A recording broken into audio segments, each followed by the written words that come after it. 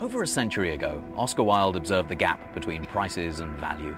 And today, amidst our economic and ecological crises, the discrepancy couldn't be greater. It seems like every aspect of our lives is touched by the philosophy of prices and free markets. But isn't there a better way to value our world?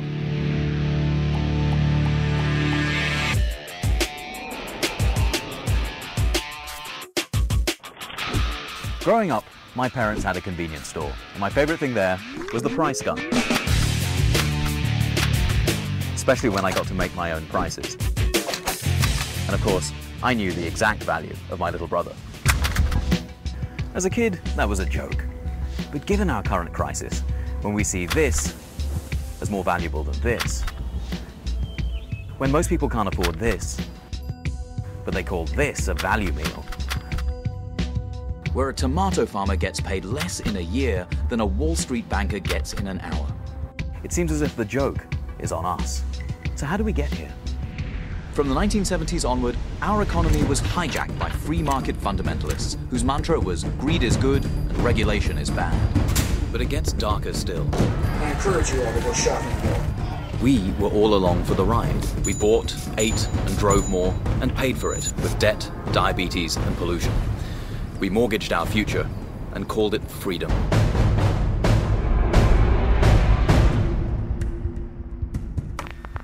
I found a flaw in the model that I perceived is the critical functioning structure that defines how the world works, so to speak. In other words, you found that your ideology was not right. It was not working. Precisely. So, if all of us got it wrong about markets and greed, then what now? The opposite of consumption isn't thrift, it's generosity. The oldest civilizations and the latest neuroscience agree that we're not just selfish, greedy creatures, but that we're happiest when we govern ourselves and live in common. And the good news is that people all around the country and around the world are putting this ideology into practice. Like tomato pickers in Florida, who won the right to be treated like human beings instead of slaves.